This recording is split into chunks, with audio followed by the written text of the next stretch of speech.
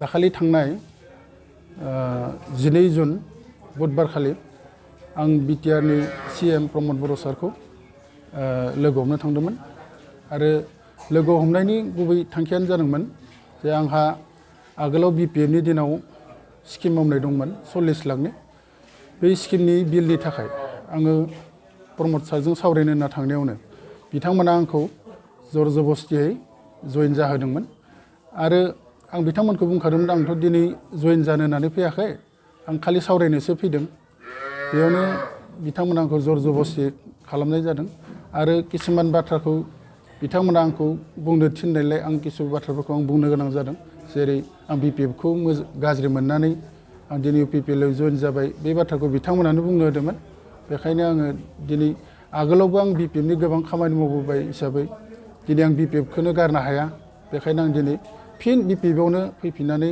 आगोलनि बायसायैनो खामानि मावगोन होननानै आं दिनै बिपिएफआव फैफिननाय जाबाय। जिहेतु नोंथाङा पुराना बिल बहननो होनना थाङो बेयाव मा फोरमायदों बिथांमोना जइन जाबासो होगोन होनना फोरमायदों बिथांमोना बेफोरखौ जेबो सावरायालासिनो आंखौ डाइरेक्ट गामसा गावसोरनि आर'नाइ फालिखौ गानहोदों बेफोरखौ खुनु सावरायनायानो जायाखैमोन। दा फैबाय थानाय समाव मा सानदों नोंथाङा मा बुङो?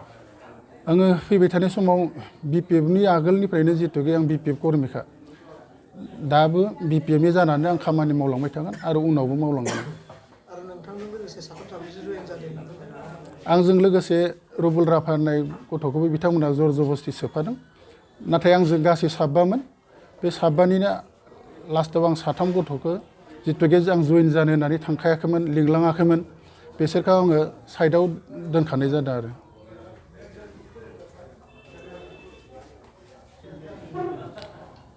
दिनैनि प्रेस मिटनि गुबै थांखिया बेखिनियानोमोन बेखिनियावनो दिनैनि बे प्रेस मिटखौ फोजोबबाय होननानै फोरमायनाय जाबाय। दिनै जोङो कख्लाबारि ब्लक बिपिएफनि सिमलायाव थानाय जोंनि गाहाय मावख'आव खौरांगिरि मेल खुंदों बेनि गुबै जाहोना जाबाय थांनाय 12 जुन बुधबार खालि जोंनि कख्लाबारि ब्लक बिपिएफ इउथ BPFनि इनचार्ज प्रेसिडेन्ट वर्किं प्रेसिडेन्ट बिथां सोगोमसार बर' 7 एल.ए. 7 बर' बिथाङा जोंनि जायगानिनो एम.स एल.ए. कख्लाबारि ब्लक कख्लाबारि समस्तिनि एम.स एल.ए. मन्टु बर' बिथांनि दैदेननायाव प्रमद बर' बिथांजों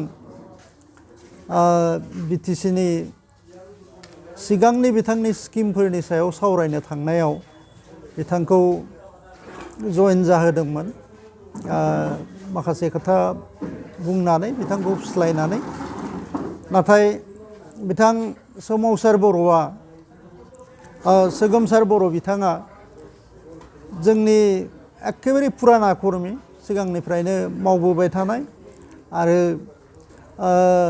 सेंग्रा आफादनि इउथनि बिबानगिरि महरै बिथाङा गोबाव सम खामानि मावबोबाय थादोंमोन।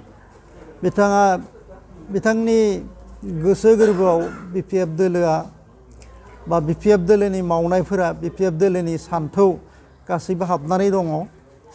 दा बिथाङा दिनै 12 तारिखआव जइन जानायनि उनाव 13 तारिखनिफ्राय बिथाङा जोंजों पुनर कन्टेक्ट खालामफिनो जे आङो बहाय फैनानै मोजां मोनाखै आङो पुनर नोंथांमोनजोंनो थांफिननानै हाग्रामा महिलारि बिथाङा दैदेननाय दोलोआवनो थानानै खामानि मावफिननो गोसो गतिके आङो थांफिनगोन नोंथांमोना आंखौ एक्सेप्ट खालामनानै लाफिननांगौ। बिथाङा जोंजों कन्टेक्ट खालामफिननायनि उनाव जोङो बिथांखौ बरायफिनो आरो दिनै बिथाङा जोंनि गेजेराव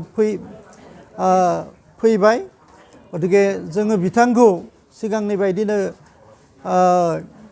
बरायफिनबाय जे बिथाङा जोंनि दोलोआवनो थानानै एखे बिबानावनो थानानै बिथाङा पुनर खामानि मावफिननायनि खाबु जोङो दिनै होफिनदों आरो बे थांखियावनो जोङो दिनैनि बे खौरांगिरि मेलखौ जोङो खुंदों।